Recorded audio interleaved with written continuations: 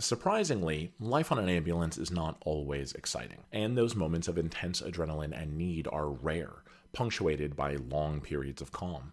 One of the biggest hurdles to jump when you first enter the field is, what exactly do you do during your downtime?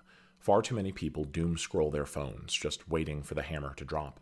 My EMT Seth and I have taken to learning and playing many games over the course of our partnership. In the beginning, I taught him how to play Yu-Gi-Oh! And over the past year, we both have learned chess. Together, these two games make up most of our free time on shift and are the sources of much frustration and satisfaction. Now, I know what you're thinking. Really, Faker? Chess?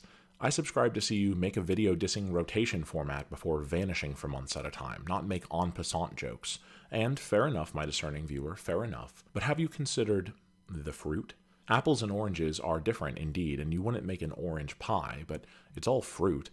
Chess and Yu-Gi-Oh! Are two very different games that share a similar abstract goal: defeat your opponent. But the methods and tools available in these games differ wildly, and it speaks to two very different approaches to competition that I would like to use these games to illustrate and discuss today.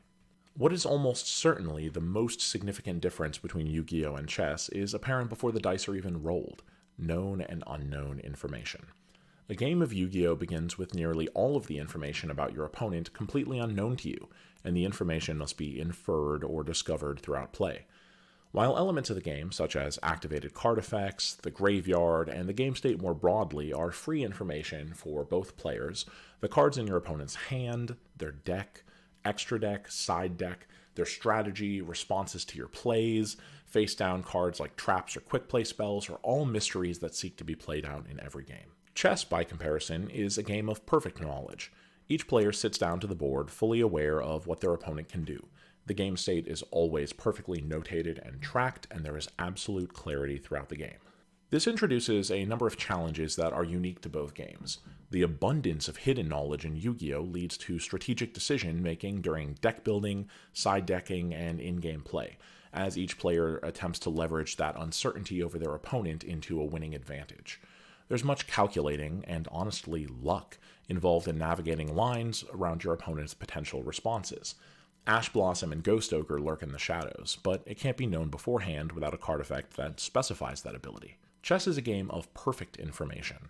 Therefore, any advantage or unknown to be gleaned is entirely between and within the minds of the two combatants. How much preparation did your opponent do? Are you ready to handle main lines or variations? Perfect information does not mean a perfect understanding of that information, and what players do with the information the game presents them is a determining factor in estimating that player's skill. Is one of these necessarily better or worse than the other? I'm not sure. I can say that personally, I've loved the feeling of absolute transparency on the game board. While it means you can't exactly hide anything clever from your opponent, it means they can't hide anything from you, and it forces you to take losses much more seriously and self-reflectively.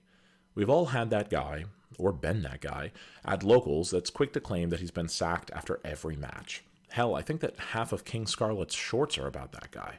But in chess, that just isn't possible. Everything is laid out on the 64 squares. Which leads me to my next point. Random chance. Many of the core gameplay mechanics of Yu-Gi-Oh! Involve a strong element of chance. Ratios of cards put in the deck to maximize likelihood of seeing good cards in the opening hand while minimizing bricks, extrav and desires chances, even literal dice rolls and coin flips. There's a consistent element of chance behind many of the game's mechanics and competitive elements. You can't know with certainty what your opening hand is going to look like, but many players make decisions during deck building based on maximizing consistency. So much of modern Yu-Gi-Oh! Card design is centered around reducing the randomness of your own deck building. Searchers and consistency boosters, millers and cards that treat their names as being different in order to increase the number of targets in a deck. We reduce the randomness in our own decks as much as possible, coping with the limitations of a random 5-card starting hand and 40-card deck minimum. I'm tempted to say that this means that randomness is inherently bad for competitive games, and I think that we all feel this. Losing a match in Yu-Gi-Oh! Due to some act of chance, like banishing all the extra deck monsters off an extra, for example, or your opponent just opening the one of, are experiences that we felt and hate. I think that the draw of consistency lies in minimizing the effect that random chance plays in the competition. We want to walk away from a game, win, lose, or draw, feeling like whatever happened was within our control, even if it means owning up to an embarrassing defeat. Chess is only random in a solipsistic way. You can't predict your opponent's responses to your plays, but that's hardly random. Your opponent's moves are considered and weighed, with varying degrees of efficacy, of course, by the player. If your opponent sees a line you're pursuing and outmaneuvers you, that's not a random event, even if it seems to happen to you randomly. The individual players own their play entirely. Let's address the title of the video, Asymmetric Warfare. A timely and pertinent concept, no doubt, but what's the relation to these two abstract strategy games that we love? Yu-Gi-Oh! And every card game that I'm aware of for that matter, allows the players to do something that is missing from traditional competitive activities. You get to pick what you show up with and play. Chess players don't get to start the game with a third bishop or trade a rook for 2 knights because it fits their playstyle.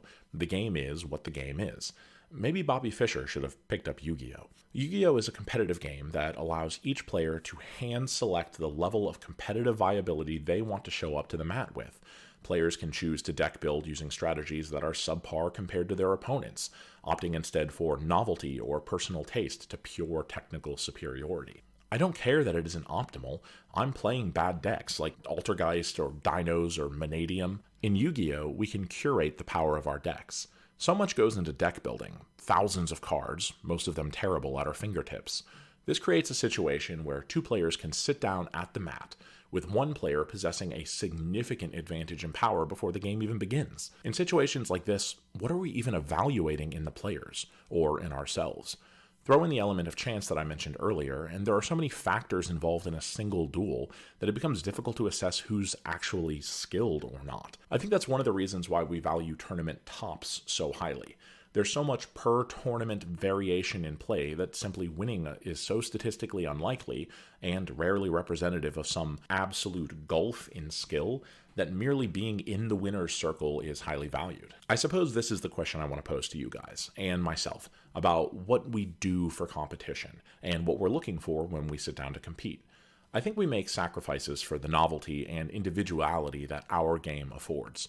Chess hasn't changed in forever, but we need to make significant changes to the meta every few months in order to keep people engaged. Expect a few more videos on this subject in the future, as it's something I'd like to explore and expand upon as my thoughts on the subject grow.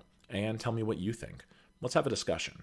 Is it simply that there's room in the competitive landscape for games of different types, and there's no need to rank order or necessarily prefer one over the other? I'm leaning towards that conclusion. As much as getting sacked is absolute clown shoes, it is nice to have it in the back pocket as an excuse. Chess is in something of a renaissance right now. The top players are sharper and more numerous than ever, and coverage, interest, and opportunities are abundant. I recently took my niece to her dance recital and saw no less than 6 children under the age of 10 playing chess on their parents' phones.